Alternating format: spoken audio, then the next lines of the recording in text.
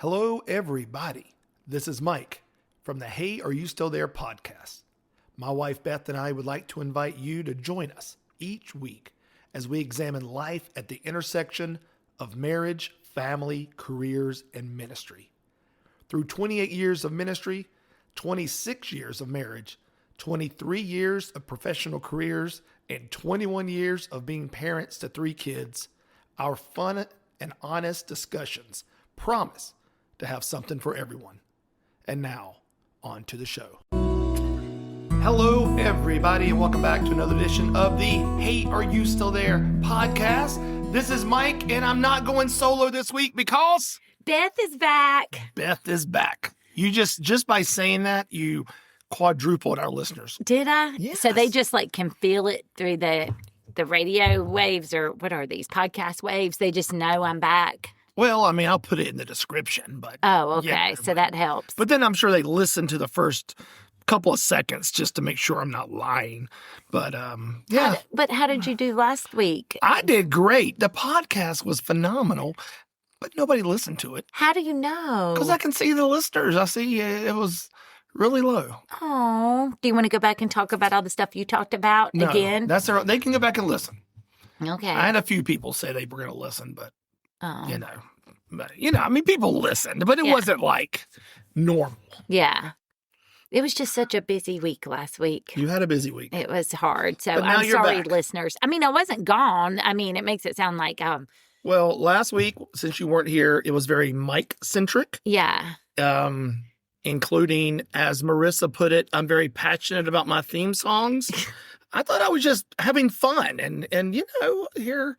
The people who are listening are just I felt judgment out of that.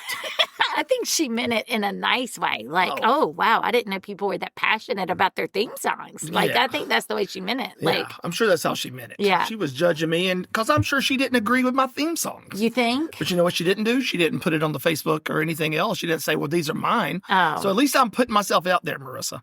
So, Marissa, next time you have to comment. Yeah. Or don't Poor comment. Marissa, she's going to be like, I'm not going to listen to this anymore because Mike's being mean to me. Well, I'm just saying, she walked into it. Welcome to my world. So since last week was very Mike-centric, today can be very Beth-centric. Go. It's all yours. You got the next 45 minutes. Start talking. Go. I don't have anything planned. I just sit down and talk. And so, I mean, what do you want me to talk about? Well, the flu's out. We can talk about that. People have been sick in our house. That's exciting, right? Not really. Okay, I got my flu shot. That's exciting, right? Not really. I'm moving offices at work. That was quite the ordeal because today, it's this whole thing. I have to park offsite and then shuttle to the new office location. So my friend took our boxes, but then we had this awful, it wasn't awful, but it was this cart and it was not very stable. And the boxes were too tall to fit in it. So you could only get 2 boxes on it at once. But when we were trying to get another box, the whole cart fell over and then all the things fell out of our boxes. So the guy that works there that does the valet parking was just what is happening? And we were like, can you just stand with our boxes while we take these other boxes up to our office? It was an entire fiasco. So anyway, I don't have anything. Sorry. You got to participate. I mean, that was riveting, Beth. Oh, shush. Listen. You know what? Right now, Marissa is wishing she could hear. She wants to hear TV theme songs 11 through 20 at this point. I didn't know that I was supposed to be driving the content. But see how hard it is? Yes, it's very hard. I got on there and talked for 55 minutes. It's very hard, but you didn't tell me to, you weren't like, hey, Beth, this one's different. Be prepared to talk for 55 minutes. I think last week I said it's obviously since I did it. Next week we need to make it all about you. And you said, okay. But that doesn't mean that I'm just going to be sitting here generating content. I've had a busy week, as I told you. So I'm sorry. I haven't had a lot of time to think about this. Fine. Okay. So what you got? You have any questions? I got some comments. Okay. And you can just pipe in whenever. Okay. My little sidekick. I'll just let you be another Mike-centric episode, and you can just chime in with your wit and dry humor. Yes. So I went out of town. I said this on the last podcast. I was going out to Colorado, which I'll get to in a minute, kind of the state and what happened. But I am just gotten to that point where when I fly, I just stay angry the whole time I'm flying. Oh, you're that person. Because people who fly are idiots and they have no right to get on an airplane. I think you should have to take a test and pass it in order to fly. We make people take driver's tests before they drive. We should make passengers take flying tests before they fly. Like, what is flying etiquette? I know that one thing you sent me a picture was the lady's really, really large, quote, carry-on. It was the biggest carry-on bag I've ever seen in my life. Which I don't know how they got by with that because, like, even every time I travel, I mean, I know some of them it's down to a science, but, like, you know, if you're doing an airline, like, for example, if I'm doing Southwest that I don't fly as much, I go and check the dimensions and I measure. So if they challenged me at the airport, you know, I've had my tape measure. Tell you, this woman is the opposite of you. The whole world revolves around her. Oh. She was one of these women. She was probably our age, had some plastic surgery, we'll say, and around her body and face, dressing like she's 21 when she's probably 51. She had her two, well, at least it looks like... So she's very conscious of her looks, yes, and her appearance. Yes, okay. And she was dressed all like she was getting ready to go clubbing, right? Okay, because I do that all the time to fly somewhere. Yes, and she was with her teenage daughter and her teenage daughter's friend. Her teenage daughter... she's going to be her one day. You could just tell this girl, like, whatever. And the friend looked all frumpy next to them. But she might have been a normal person. She just probably compared was. To them but this was the type of woman, she was like, how dare you ask me about, like, I'm going to do what I want. I'm going to take this bag if I want to take this bag. Like, she was just, I could just tell she was that type of person. Did they say anything to her? Well, she had the giant bag. Yeah. Then she had a giant backpack. Right. And then she had her purse. So they stopped her and was at least like, ma'am, you got 3 bags. And they announce that all the time. I know. Because all the time in the airport, they will be like, this is a full flight, or if you have more than 2 bags, you have to consolidate your bags. They announce that constantly at the airport. Yes. And so she took her purse off and had to cram it in her backpack. And she acted so inconvenienced about that. And I'm like, what about all these people behind you that are inconvenienced because you thought you were too good to, like, do this ahead of time? Right. Kick her out. She should be banned from no-fly list is what she should be on. Okay. Another person that should be on the no-fly list is this lady that was in front of me going through security in Greensboro. She was smart enough to have pre-check. Right. She was dumb enough. It's like she had no idea what she's supposed to do. Oh. She got up there. She was like, do I have to take off my shoes? They were like, no, ma'am, it's pre-check. Do I have to do this? No. Then she tried walking through and they were like, ma'am, you got to come back and at least do this. Take out your metal things, your phone can't be in your pocket. But she didn't understand what any of the pre-check meant. And so she was holding up the line of security because he's having to tell her what she can and can't do. And I'm like, how do you go through and at least know I need to get pre-check?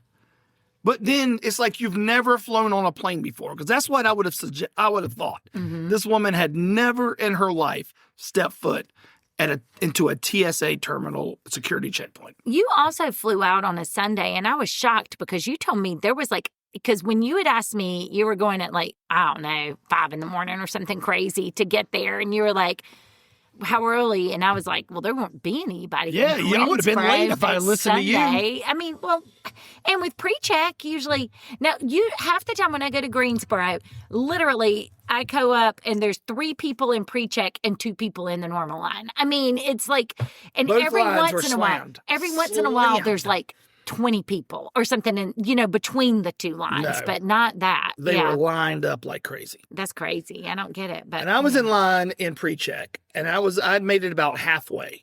And the dude in front of me turned around and was like, is this pre-check? And I said, yeah. And then he's like, oh, F. And just turned around and went back and had to get in that long line again. Oh, yeah. I didn't feel sorry for him. I'm like, read the signs. This is, again, it's like, flying's not hard. If you can't read, or see. They have a giant picture of a check mark. If you can't figure that out, then you don't deserve to fly. The other thing, again, every single flight, because I had to fly from Greensboro to Atlanta, Atlanta to Denver, Denver to Atlanta, Atlanta back, is the people who still get up early. Yeah. They stand up as soon as the plane hits the ground and they rush. And I'm like, what are you doing? I had that on my most recent flight too. And it was like this it was a family. I mean, it was like all of them did it and they ran.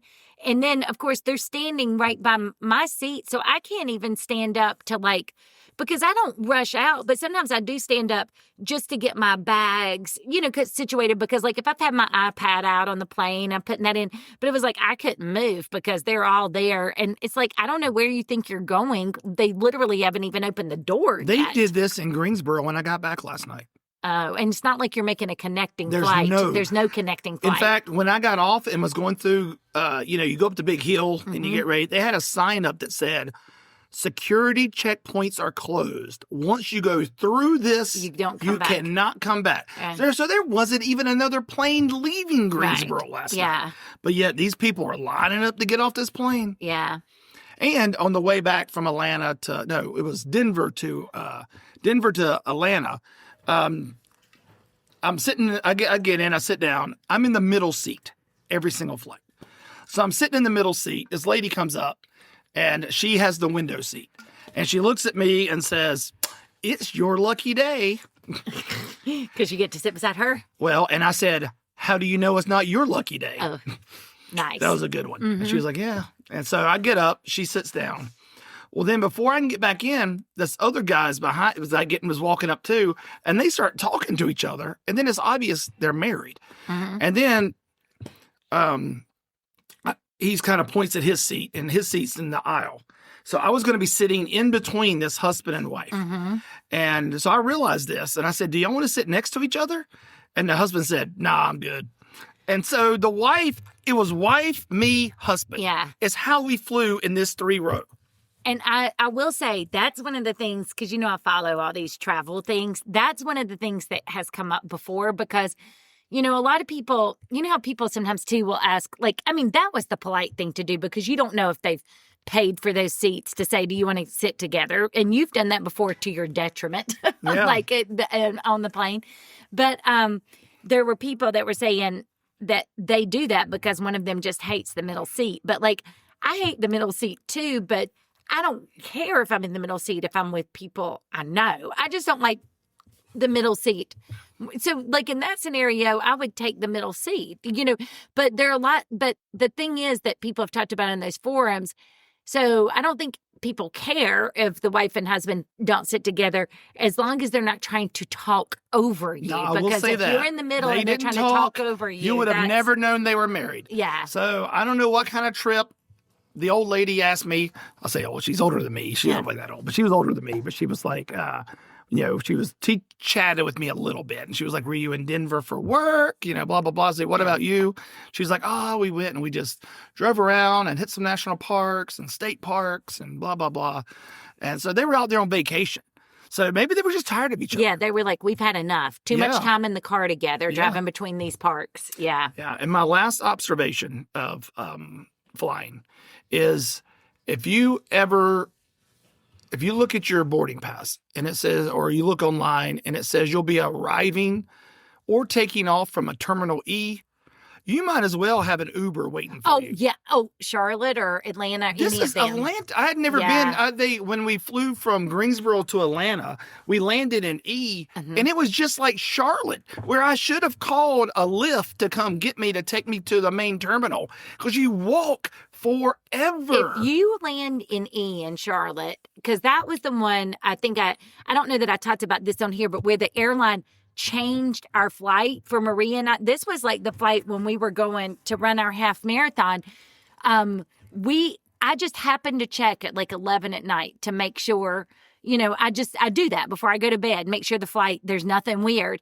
And we were supposed to leave. I had intentionally booked it with enough grace because now that I know in Charlotte, sometimes you land in E and you go right to E, but most of the time E is for those little hopper flights. I feel like E is where we always are for that Charlotte to Greensboro flight. But anything bigger, like if you're going to, Florida, to California, anywhere else, you're going to be in A, B, or C. You are not going to be in E. I don't know that I've ever been in D. But anyway, you're going to be in those. So I knew that I don't feel good without 45 minutes most of the time. Like 35 minutes makes me nervous in Atlanta and Charlotte. I will try to change things if that's my If you have a layover. 35-minute layover and you're in E and you have to go to B, you can't ain't do gonna it. make it. You're not going to make your flight. And I knew that. Well, when I looked at that flight, they had moved our flight. It was supposed to leave at 8:30 to like 10:30, which normally would have been great because I'd have been like, more sleep for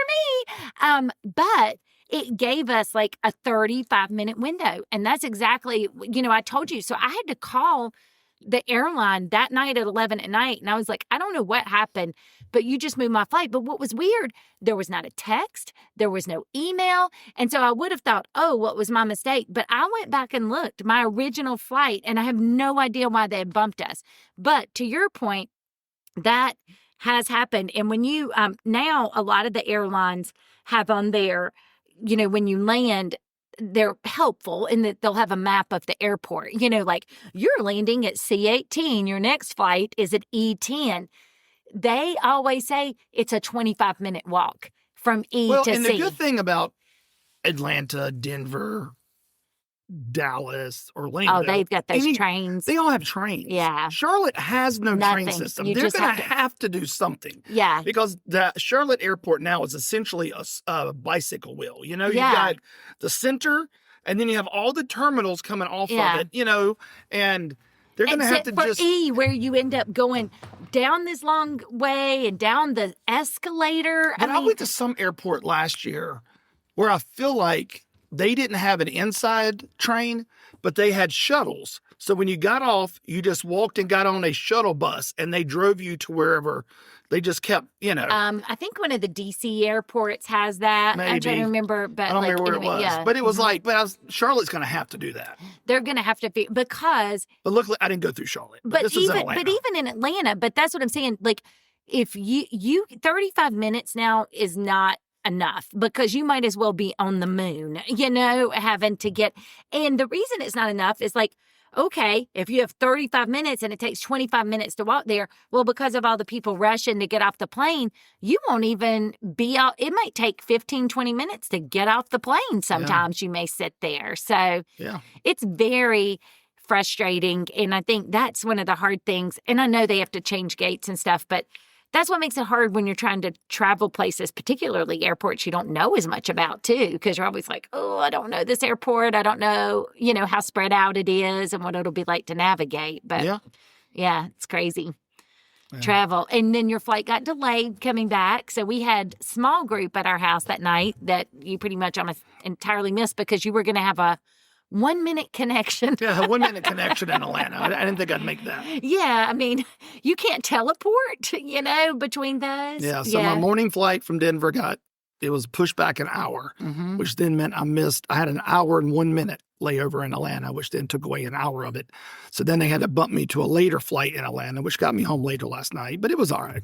But it's so hard because like we were talking about if, you and Jacob may need to go on a trip and we were talking about flying to Atlanta or not. And, and it's just so crazy because you can drive to like Atlanta and I guess 5.5 hours maybe if traffic's good. But, we have that time we tried to go see Billy Joel or go to the Braves. It was one of those things. The traffic was horrendous.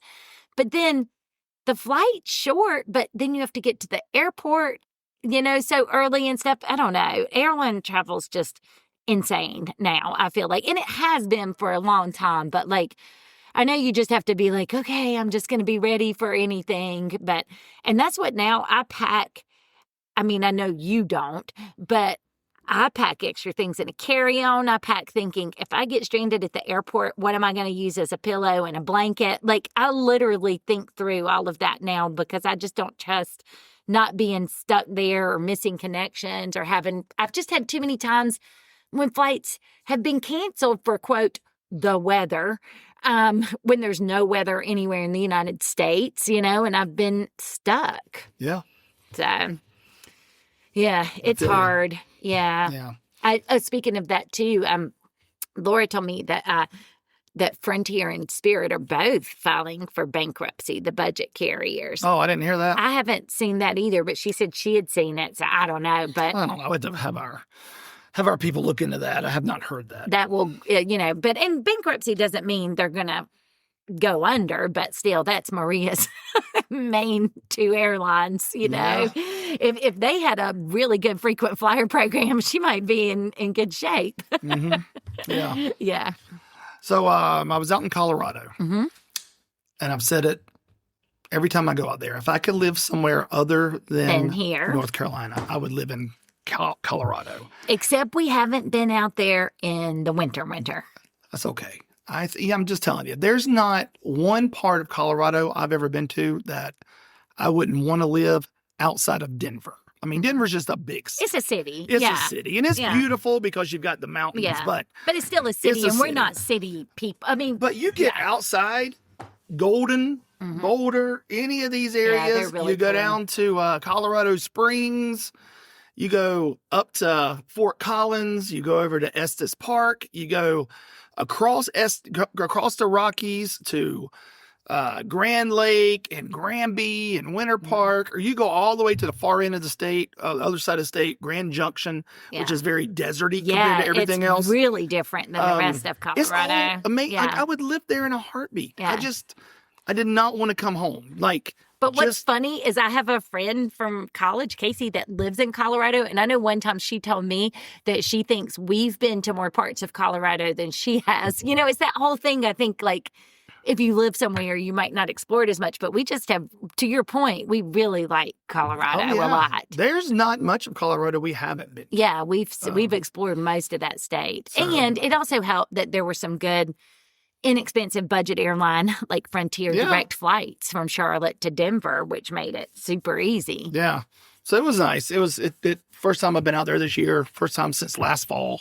So it was really nice. And Tim, the president of Group, has a house in Grand Lake, I guess technically, which is right at the entrance of Rocky Mountain National Park on the other side of the Rockies. Which is the first park that was the first time I ever saw the Rocky Mountains. I always wonder how much that taints my love of, Colorado. It's just something awe-inspiring if you're from the East Coast. Because what year was it? It was 2000 or I don't remember when we went, but that was the first time I'd ever been out west and seen the Rocky Mountains. And we flew into Denver, and I think I drove up to Estes Park and Rocky Mountain National Park.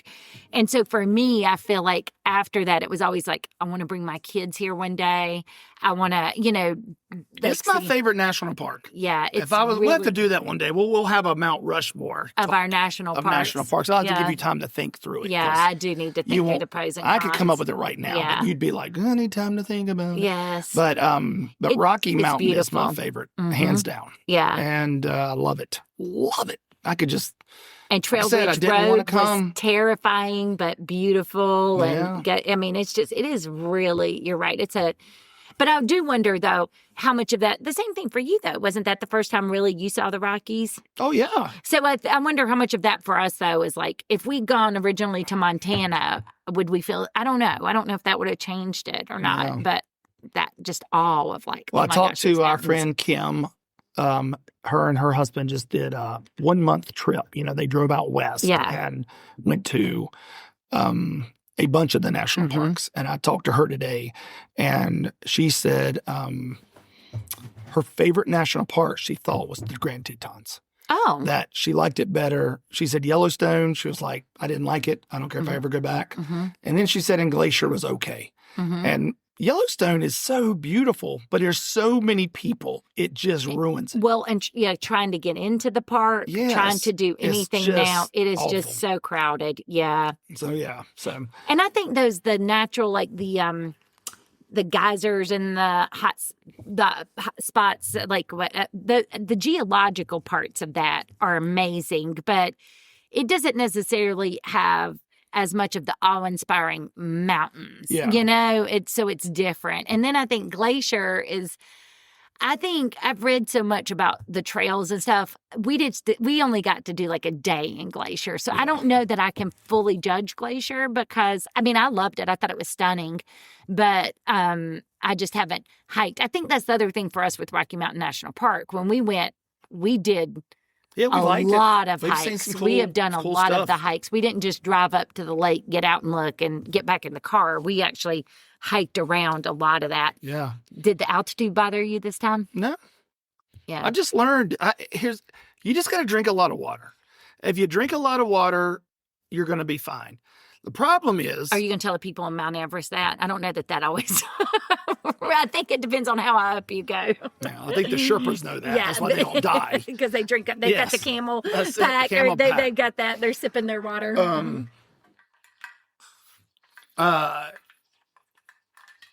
The problem with drinking a lot of water now at my age is now I have this old man bladder and I have to pee constantly. So it's just like I'm drinking water. I'm not getting any kind of altitude headache or anything, but I feel like every 30 minutes I'm having to get up and go pee. But they've also said it's just different people's bodies and it has nothing to do with fitness or anything. Like just certain people Beth, can adjust to don't slam me. altitude. Obviously, I'm physically fit, and that's why. I'm just saying, no, that was not what I was just saying. Everything about me screams, I can do Colorado. Okay, I'm just saying that they say the altitude, it's like it's an extra, because you could be an elite runner though and have trouble with the altitude. Just some people get more altitude sickness than others. I don't know. So, yeah. So I was able to love on Colorado, and I came back with a new love. Yes, I know. And it's an expensive one. Very expensive. More expensive than one of our cars. Actually, Yes. two of our cars, probably. I was talking to Ross about it today.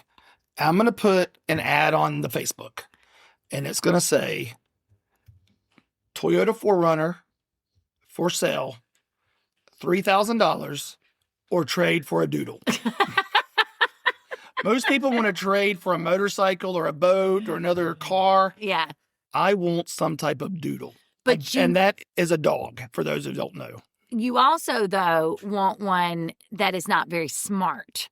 Well, it's not that this one wasn't smart. You said that it looked at you like the lights weren't fully on or something. It was just, and that was their description. So Tim, whose house we were at, him and his wife had two doodles. And they were both cute dogs. And these were like the medium-sized doodles. They weren't, some were kind of small and some are big. This is probably a 40-pound dog, 30 to 40-pound dog. So smaller than Cam. Oh, yeah. Much smaller. Like skinny. Like Cam's a muscular. Husky. Yes. He's muscular. He is so handsome. He's a thick dog. He's very handsome, too, and muscular. Yeah. But some would say this dog weighed half as much as Cam, probably. But she said that when she went, like, they got their first doodle, and that doodle was kind of like not really hyper, but at least it was active. Yeah. So she said when they decided they wanted a second one, she told the breeder, we want one that is special. Like, we want one that is slow. Like, where it just looks at you and you don't even know what's going on in his head. Yeah. She was like, that's what we want. We just want one that's calm, that just wants to be loved on, that's just kind of that, just like, I'm happy-go-lucky. Just pet me. Yeah. I don't need to run in circles, yipping, or be running 6 miles a day kind of dog. What? That dog was the big mama of doodles. Oh.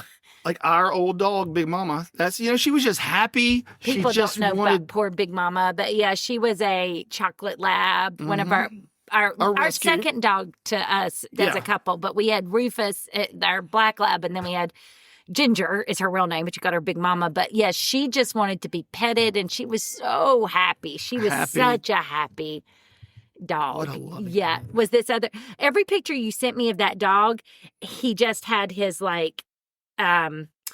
head like in your lap. So this doodle would just come up and he'd sit his head on my knee and just stare at me, and I'd pet him for a little bit, and then he would just trot off like da da da, like but he would look at you like the lights weren't on. But he was just so content. That was like the just He just seemed content. But does that make you not a cat person now as much? No, Ross and I were talking about today. I was telling Ross Ross was like, what is the deal with this doodle? And I was telling him, Ross said, I'm not a dog person either.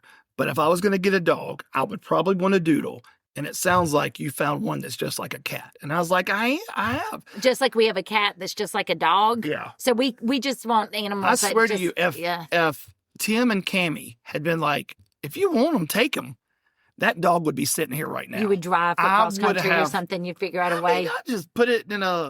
all these people bring their dogs on the planes now anyway. Yeah. Obviously, etiquette's out the window. They don't care. The dog would get the middle seat. It used to be a dog would be in its little kennel thing, and they would just load it in with the luggage or something. I don't know where they put it. It's like, I don't understand how they did that either. And then now, then it was like, well, you've got to keep it in a bag on the plane, right? You can bring it with you. Now they just let it go. Like the dog's just sitting there under your feet, like on a leash. Yeah. And so anyway, I would have taken this dog with me.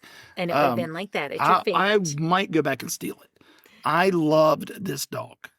Loved it. And so now I want a doodle.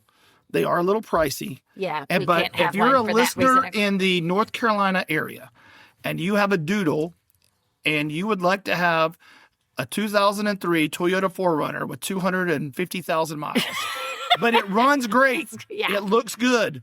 I will trade you straight up 4Runner for doodle. But here's the thing. I have never paid for an animal, a dog or a cat. I mean, I guess we paid for the bearded dragon and we paid for the crested geckos and stuff, but it's not like they have... At least I'm not aware of rescue turtles and rescue geckos or anything like that. So our reptiles and amphibians and snakes that we had as pets, we purchased. But as far as dogs and cats, I have only in my life ever had rescues. And I have had a lot of rescues. And that goes from the time being in a rural area, in a community, you were constantly like, oh, there's a ditch. There's a litter of puppies. And so you'd bring home a puppy and say, can I keep it? Or a cat would wander up and I would sit out there and, just work with the kitten until I could tame it. And those became our pets. I'm convinced with dogs now, it's like everything else in life. You get what you pay for. Okay. If you get some mutt. Well, I mean, we had to pay for Cam. We had to pay that rehoming rescue fee. He wasn't free. Yeah, but it's not like we paid. But I'm just saying. But we didn't get him from a breeder. But that's the only difference. But it's not because Cam. But Cam is. I know some people would call it a mutt. It just sounds derogatory. He is one of a kind. There's only Most one mutts are. Cam. Yeah. Exactly. But I'm just saying, but there's so many dogs that need to be rescued. But so that's my struggle is because you see their little eyes, or if you see pictures, when they post the animal shelter and stuff, it's just hard because it's hard to think about paying more than we paid than you would sell the 4Runner for a dog when there's all those sad-eyed if you could get a dog like this, dogs. He's worth every penny. Well, what's wrong with Cam? What's that 4Runner doing for me right now? Well, you think that 4Runner is bringing me any kind of emotional support right now? Cam could if you gave him the chance. No, he wouldn't. Yes, he would. Well, maybe you should bathe him so he doesn't stink. Okay. Maybe you should brush him so he doesn't shed. That's what I loved about this dog. He didn't shed everywhere. He didn't smell. I do He brush was wonderful. Cam. He didn't. That's the thing I hate about our dogs. They smell like dogs. Well, I don't know. Okay, I don't know that they've genetically engineered the dog smell out of doodles. Okay, I don't know that that's a thing. You know what they've gotten the smell out of? Our cats. This cat is right here, and he is just looking at me, and he's wonderful. You don't smell him. Okay, well, tell me that gorgeous. When you walk back to the laundry room and the litter box you don't think your poop don't stink? I know, but I've gone in that bathroom before. In the litter box. Well, I'm just saying they got to go somewhere. Speaking of that cat, the cat last night when we had our small group was he was laying on the back of the couch and you were sitting there and he kept pressing his feet into your head. Yeah, it was really what he weird. was doing. Yeah, that was funny. But at one point he had his his back legs around one side of his neck and his front. Yeah. So he's almost like a neck stall. Like those foxes. Yeah, but it's a cat. But I had a cat. Yeah, it was kind of... I remember when we went to Repticon, people wore their boa constrictors around their necks and stuff like that. So you could wear could wear the cat around your neck that way. Yeah. Mm-hmm. another thing about Colorado. So I was out there working with group mission trips, and I've been on the design team for the last 4 years, where we write the program that's going to be used at all their camps throughout the summer. There's going to be like 12 work camps next summer in 2026. And then there's, I think, 5 weeks of Hope, and each week of Hope has 6 weeks. So you're talking about this program being done, 42 times over the course of next summer. And so I've been on the team the last 4 years that has written it. I've tried to get off, and they just think you're a creative genius when it comes to programs, so they have to have you there. Yeah, I don't know about that. Yeah. But I don't know why I think he brings me in. I realized well, you're also a published author now, so that would be one of the differentiating factors. How many of them did you flex on people that way when they were like, oh, I don't, if they had an idea, and you'd be like, oh, I'm sorry, have you written a book? I've written a book. Well, Did I mention that I've couldn't written really a book? flex that much because Cammie, Tim's wife, oh, she's written a book. she wrote that book that you have. Yeah. About when your kids leave home. Yeah, I forgot what it is. yes. But they said that is the best-selling book in group publishing history. Oh, really? Because all of Group's other books were very niche. They were for youth pastors or this. Yeah. And this was the only mainstream book, that was just ministry. It had nothing to, or just people. Yeah, just people. Like, you didn't have to be a Christian. Yeah. And so they said it was, so I was like, I can't really flex then. It's like. Well, just give it time. I give it time. Yeah. But, we were in this group, and there's 8 of us. I'm the only pastor. I think that's why they keep bringing me back, because they need You're a man of the cloth. They need someone to bring that perspective. They think I know something about the Bible. So they want to make sure what they're doing is very mistakenly. They want me to make sure everything's theologically Hopefully they don't correct. listen to this podcast to know that, and then you got this guy, Brad, who is a high school teacher in Ohio. There's a lady there named Jamie. She's a children ed director in Illinois. There was a student. She's a senior at Grand Canyon University in Phoenix. And then there's a lady, Amy. Amy's a former summer staffer who now is married with kids. Their oldest kid is Josh's age. So, but her husband, on my very first group mission trip that I ever emceed, her husband was my PM. And that was his first camp ever, too. So we both had our first camps ever. Oh, that's really neat. Her husband, Brian, and I. And that's the cool thing about group work camps, though. I think that's so fun is like you meet these people and you're like, you may not see them for like 5 years or something, but you also start to volunteer. Like we have this base of people, which I missed last year because I did go on that work trip. But, that you end up volunteering together. So you kind of get to check in with them consistently. And I don't know, it's just really neat that way. Yeah. And the community it forms, I guess is what I'm trying to say, just based on. And they got Brian and Amy. Brian now directs the camp and Amy MCs it. Oh. And so they kind of husband and wife tag team, do their thing. But Amy is a principal. They live just outside of Texas. Just outside of Dallas, Texas, somewhere around there. So anyway, and then everybody else was staff, that worked full time for group. So the 8 of us got together. One of the 8 was this guy named Jason LeBou, and I like his last name. He has a cool last name. Do you know what it makes me think of those things Maria loves, the LaBoo-boos or whatever, the LaBoo-boos. The Boo-boos. Yeah, if anybody wants to look these up, they are hideous little things, but apparently very hard to get. They like smile and they have these pointy teeth. And to tell you, they're so popular that they sell fakes of them like in New York City and stuff. But like, I guess you dress them up kind of and you clip them onto things. But there's even a song that they sing where they just go like, la boo, boo, boo, boo, boo, la boo, boo. I mean, I don't know. I do not understand it, but I need to send that song to him. Everybody like, well, the song will get in your head. Like even now, I feel like it is like a worm in my brain, and I cannot get that song out of my head. It's like, it's hideous. And they are so ugly, and I do not understand them. But anyway, so when I hear his name now, that's what I think of, is these. He is a great dude, and he is the a vice president at GMT, but he's the head of marketing is kind of his thing. So he was telling us that all these marketing conferences that he's been going to are all about AI, like everything about how to use AI in marketing.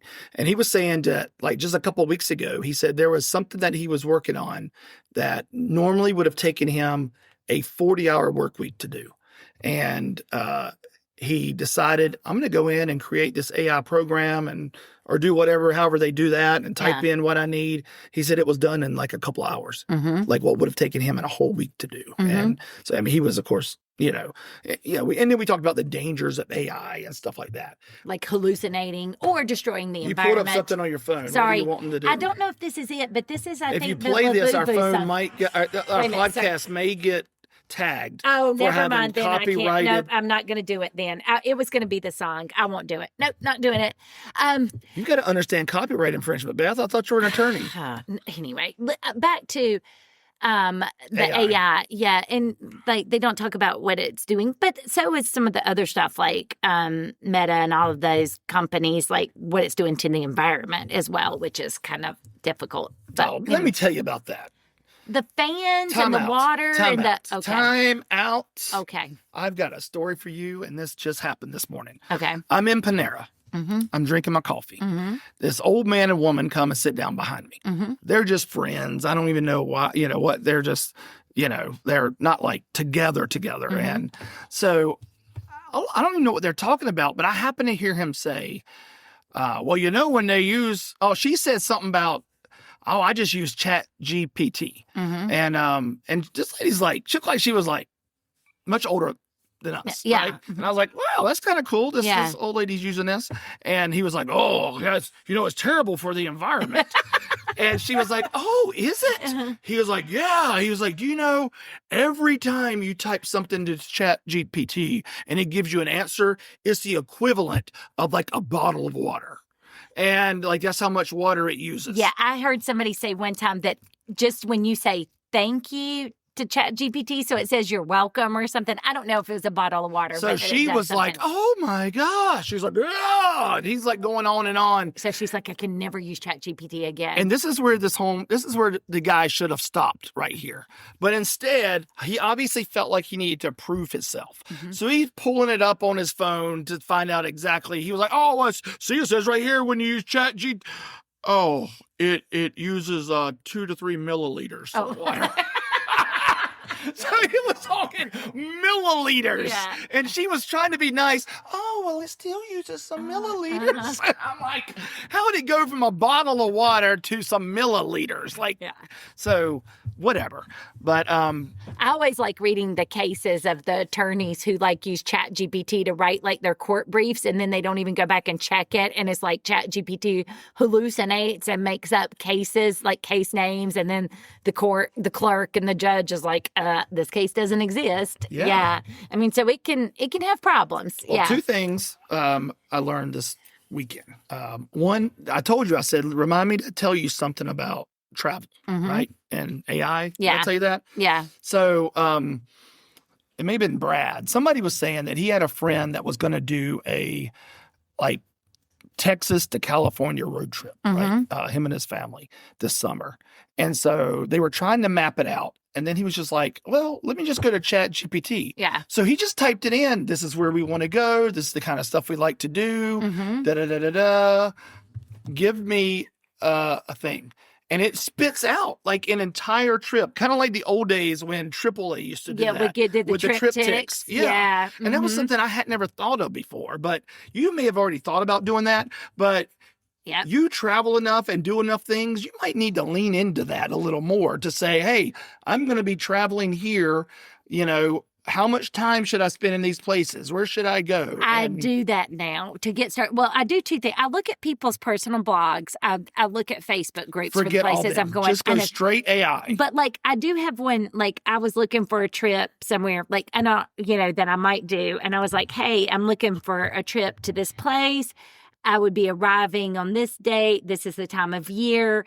I'm looking, my main concern with a hotel is that it's super clean, but it wouldn't be the time of year where I'm worried about a pool or anything. I want to be within walking distance. Like I gave and I want it to be under X amount per night. Are you showing me all the stuff you typed in? Yeah, okay. I typed in all of that. Maybe you did use I did use a bottle of water. Anyway, but then it came back and it's like, okay, I'm going to look at all these things. So walkability, location, how close it is to different foods, how much the taxi will cost to get you there. And it listed, because what had happened, the reason I went to ChatGPT, it listed like 7 hotels. And the reason I went was I was getting overwhelmed, TripAdvisor and Booking.com and all the different, because some of them I'm like, I can barely tell the difference. The reviews were confusing. So then I even went and told it that I wanted to filter for, I said, I don't want to know about places where there's only like 30 reviews. I mean, if it's brand new hotel, maybe, but I want places. If it's an established hotel, I want them to have a significant number of reviews, because it's not helpful if you're 5-star but only 10 people have reviewed you, because you don't know that that's really legitimate. And then I talked about the neighborhoods I was narrowing it down to, and I talked about was breakfast included? And the other thing it helped me do is it helped me start to narrow down by, it started to make a chart. It was like, do you want me to make a chart? And it listed the hotels and talked about how many reviews they have, location and walkability. Well, so there you go. So you just ruined one of my surprises for you. I'm sorry. Well, I know. I know. But it was really, that is a use of it that I think is awesome, because one is. It's worth wasting all the water in the world for that. It is. No, what I'm saying is, though, you talk about, it can be dangerous. Like, we've talked, and we'll talk about this in a second, but if you're using it for creative endeavors, like if you're like, write my sermon, okay, well, that's kind of taking the soul out of it. That's taking the personality out of it.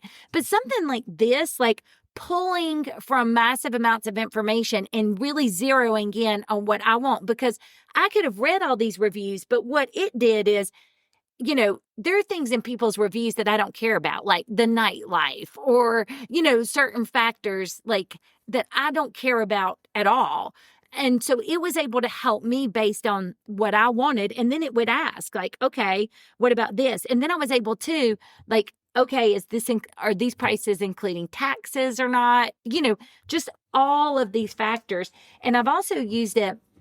I used it a little bit on our trip that we did with Josh and you when we did Vienna. I didn't use it as much, but I did do some things like, what are the top sites to see here? If I wanted to do 1-day trip, like help me factor in by distance away and time that it would take on the train, rank these day trips. And it just helped me start to eliminate things. So I still had to go do my own independent research, which helps protect you in case it hallucinates or makes up things. But it is a way to, I think, take massive amounts of information and put it into like a little chart, or to help you just compile it. So I think it's good for those things. And I've also I've used it from time to time too, because, I'm not a good cook, and I'll be like, I have 2 eggs, 1 tomato and something. What can I make with that? That's easy. And nothing. Yeah, nothing that tastes very good. Yeah. That's what it says. Well, the other thing Jason told us about that I didn't know about is at the last conference he went to, he found out there is a company that has created a program. And, you have all these influencers on social media now, TikTok or Instagram, whatever. Well, when you get a lot of fans, you're going to get a lot of hate. Yeah. And so all these people wake up every morning, they have all this hate mail, all these negative comments, all this kind of stuff, right? Mm-hmm. So to prevent them from having to hear bad stuff, this company has created an AI program that will go in and scrub all that from your social media. So you don't have to read anything bad anymore. Interesting. I think that's a terrible idea. Well, one thing also that you have to be careful with AI, and this was very early AI, there's some lawsuits out there where AI can actually train itself to be discriminatory. So, like, for example, let's say you're feeding it a lot of resumes because you're hiring for an engineer. So what it might do is it will start to be like, oh, males who go to these colleges tend to be the good engineers that you've hired in the past. So then, without realizing it, AI starts to program itself, and it will start to weed out, for example, females who went to women's colleges that might not be as well known. So that's the other thing. You have to be, that I think that's where we haven't caught up. There's no law. The law is always so far behind technology. I just feel like we cannot rely upon lawmakers and the law to help protect us from technology. And in the end, these are for-profit companies. And the other thing I struggle with when we talk about AI, well, I knew ChatGPT because as soon as it came out, I started off, like, I would try to ask it some questions just to see if it hallucinated. Like, if somebody has this type of disability and they ask for an accommodation at work, like, what would happen? And it kind of got it wrong on one of them because it was talking about, like, the more people correct it, the better I think it gets. Yeah, and see, this was very early on. So it was mixing in stuff like about, like disabilities in a public accommodation with employment. So it was mixing up stuff. I'm sure it's a ton better now. But what's so confusing is now, okay, lawyers use these search things. We've used them for years, like Westlaw or Lexis or different things like that. And like what would happen is you put in a case or you put in keywords and it would help you instead of looking in the books like the old days. It would start to pull all the cases that look at Title VII and whatever. Now they have AI embedded in these. So it's supposed to be, quote, safer AI than ChatGPT because they built the AI within this legal website. I mean, I'm describing this very poorly with my lack of... You're losing our audience. Well, I don't know about algorithms, but anyway, I'm just saying, but like, so you can go to that though and you could say like, help me generate a form that does this or find all the cases. So it's more conversational because when we used to search, we had to learn to do all these, like if you put a comma here versus an and or a plus, if you didn't put the right symbols in place to connect your words, you might miss things on the search. So it becomes more intuitive. But there's also now, they said, AI for authors, like for people who want to use AI for writing. I forget what it's called. And then there's Gemini, which I think is Google's product. Have you heard about, I think her name's like Lily Norwood or something. Have you heard about her? She is an AI created actress in like the UK. And she's on all these commercials and doing all of this stuff. And she is 100% generated. And they're talking about putting her in TV shows and movies and things like this. I have not heard of that. Yeah, it's something.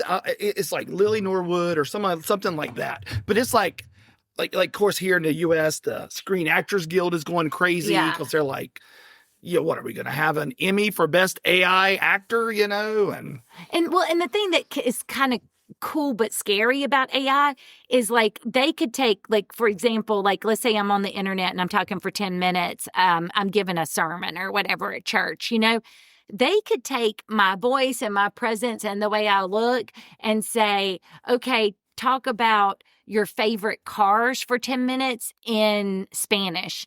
And it will be your voice, it's insane. And so it makes it harder and harder, I think, to know what's real. But in some ways it's so cool because it would help you, if you did have to present things, if you're on a budget like we are, think about what it could do for translation and stuff, which speaking of, that was one thing I was going to say to you. And this kind of goes along with one thing. Why are you pointing your finger at me like I'm in trouble? Sorry, I don't This is why we need this on video, because that was very accusatory, judgmental finger pointing. No, but you and I have talked before about would AI make like lazy pastors lazier because they could just plug in the stuff. It would have no soul. But they also, I have not dug into it, but Apple's new AirPod things or whatever supposedly translate languages. I've heard that. And so I was talking to this guy. We were talking about it. And we were trying to figure out, because he spoke multiple languages. He's I don't know how many languages he speaks, but he was saying how cool it would be because, we were joking. I was actually at the nail salon, so it was the guy doing my nails. And I was like, because he was saying how something about, well, then you could listen and know what they're saying. And he's like, but most of the time we're not talking about you. And it made me think of that Seinfeld episode. And I'm like, you're too young probably to know Seinfeld, but go back and watch this episode where Elaine tries to take somebody to hear it. But then we talked about, he was saying how cool it would be because he thinks it would help him learn languages. I said, I think it may have the opposite effect because I think about when we had our former youth, Leanna, who went to live in the children's home for a while in Mexico City. I remember she told me how hard it was because she spoke a little Spanish, but she just went and they spoke very little English. We didn't have Google Translate that was very good then. It existed, but it was not very accurate. And you didn't always have a cell signal. So she talked about how she would go back to her room sometimes and cry because she would just have to write down these words and like really study them. If you have headphones that do it for you, will people...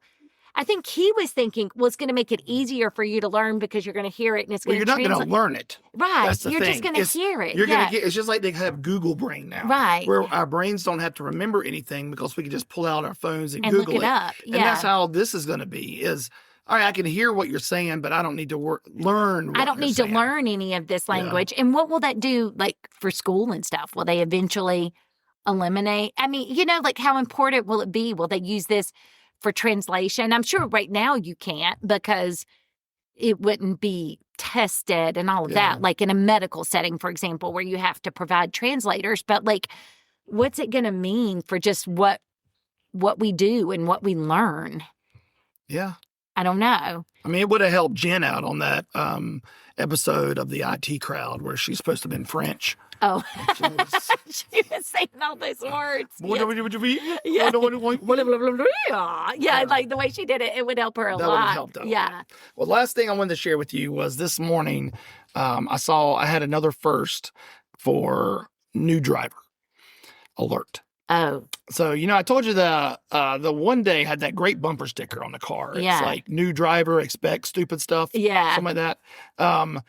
So Josh, I'm letting him drive to school now. So, which is very brave of you. This is the first child you've kind of come along that I think because at my age now, I know I don't have too many more years left, so I can just, I would like to think it's because I've trained all of the children to drive and done such a great job. I think I've driven with Josh more than you have. Oh, no, you haven't. If we look, anyway, just keep going. We're not going to do this. Keep up with that app. We don't have time for this, but keep going. Anyway, new driver alert. So we get to the high school. And, you pull up, and if there's cars coming at you, you kind of do the zipper thing. You let somebody turn, then you turn, somebody else turns, and so on.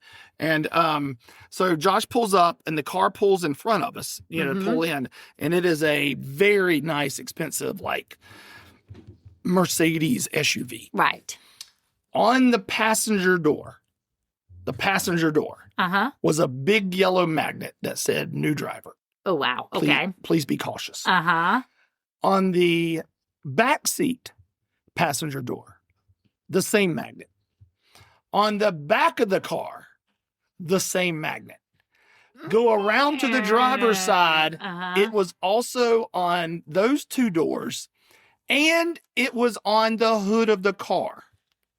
This mom had 6 magnets on her car all the way around it. But that's like 6 times more than even the driver's ed instructors have. All they have is that thing on the top. And the girl got out. She pulled up because we were right behind her. We pull up. The girl gets out. Her mom gets out of the passenger. They hug each other by. The mom then goes around the car and takes off every single magnet and then gets in the car and leaves. So she puts those magnets on. Oh, I would just leave them on if I'm driving. And she went around and took them all off. She had a handful. And I'm like, what in the world? That's next level. Did you tell Josh you're going to do that to him? Yeah, I made fun of her. Oh, of course you did. But you know what? I will say this. People gave her a lot of leeway or whatever. They were like, we're not getting near that car. When the daughter got out of the car, I was like, that's the kind of girl Josh should be marrying. Like, I would like to see Josh date this girl. Why? Because she was, like, very put together. Oh. She was a preppy girl. You know what I'm okay. saying? They're driving a really nice car. Because that's going to go so well with Josh's I know. It would never work. Yeah, It'd be Beauty and the Beast. Yeah. All right?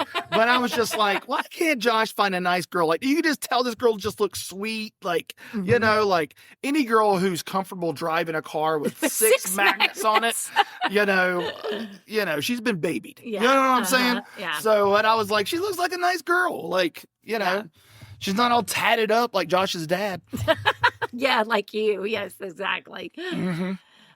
So, Well, okay. you got to go. I know, but we have to really quick. I think, are you going to do some type of question about AI and if people use it or how they use it or creative ways they use it? Yeah, I'll come up with some kind of question. We'll do an AI. I would poll. love it if people do drop comments about cool ways they use it, because I do think that's fascinating. I have tried to use it for some stuff, though, that it has made me angry. And I've told it that it's making me angry because, like, I will tell it to do something and then it will come back and be like, do you want me to do this? No, that's the exact opposite of what I told you I want you to do. And so it's kind of like when Siri would sometimes, like, if I was trying to tell it to call somebody and then I would be like, call Mike Giannopoulos, and it'd be like, we're calling Dr. Irrelevant, or I don't know, it would just make up some, like, and I would get so frustrated, like, why aren't you understanding me? So I do think there are times when, like, it's just like people, you know, where you're like, are you listening? I'll come up with a good poll question. I want to be like, are you listening to me? Yeah, I'll come up with a good one. So, okay. Oh, this reminded me, I'm going to go ahead and plug my book again. If you haven't read my book, bought my book, it's now available on not just Amazon, but Apple, Barnes & Nobles, and a bunch of other sites. Beth, your book is almost done. It's almost there. I mean, if you gave me the green light right now, I would go publish that thing. Well, I That's just hope all I need. people will buy it, because I would really, ideally, if you bought it, you would buy it before the last Sunday in November, so you could do it with the Advent. Here, I will tell you this, and I'm begging Ross to not give you all the information. Okay. Ross is through day 10. He's had this for how long? A while. He's through day 10, and he said he's only found one mistake. There was a his that you didn't capitalize, but you had capitalized other his as you're talking about God. God, right. Because I didn't capitalize his just for, like, your name, but like for God. But there was a his you didn't capitalize. Okay. So I said, do not tell Beth where it is. Just tell her it's somewheres in the first 10 chapters. Oh, no. Okay. And so that's what he's leaning toward doing. To say, I found these mistakes. Now you got to go find them. That is cruel and horrible. That's Ross's idea. But did Ross like it? He didn't say anything about it. Okay. No, he did. I got to tell you this. I know you got to leave, right? Are you meeting Maria? Hurry. All right. He told me this is absolutely amazing. This is the most Ross thing I've ever heard in my life. Ross said, I loved Beth's story about how she used to be a germaphobe. And you would go and you'd wipe down the chairs and you'd put out, like, we go to Chick-fil-A and put down those the plastic plastic things mats for the kids. or whatever. Yeah, And he was like, that was worth the price of the book right there. And I was like, you like that story that much? And he was like, well, I learned a lot. And I was like, like you don't want it because Ross doesn't have any kids. I'm like, you don't want to know this stuff as a kid. You want to know it for you. He's like, yeah. He's like, I learned a lot about what I could be doing when I go out. No, so he's going to be buying those, like, little plastic placemats. That's what you've done. I didn't mean you to. fed into Ross's germophobia. I didn't mean to. I didn't know that I was, like, enabling. He like, thought that was so enlightening. That he can even buy these little mats. He couldn't tell me the spiritual thing that came out of that story or the day, but he knew verbatim all the stuff he should be doing when he goes out to eat. We even had our own little high chair seat thing that you could then put in the dishwasher to sanitize if you wanted to, the tray. And then I had those and then I had the shopping cart thing that you would put the kids in or whatever, because I was just so freaked out by all the germs. Yeah. But I didn't know. But at least Ross can't buy his own, hopefully, chair and tray, to sit in. It past him. Or a shopping cart cover that he'd sit in. Don't put it past him. Well, I'm glad he enjoyed that. Okay. Well, there you go. Yes, but in case you didn't know, Mike's a published author. So in case you didn't hear that, go buy his book. Yep. Yeah. And yours hopefully be published maybe by the end of next week, maybe by the next podcast. Beth. We'll see. I This will be haven't looked published. at it in a while, so we'll see. Yeah, Well. it's just been so busy. But anyway. Well, all right, everybody, we're gonna have thank good you stuff. everyone for listening. Thank you, Beth, for being back. This has Yes. been Mike. And Beth. And this has been another edition of the Hey, Are You Still There podcast.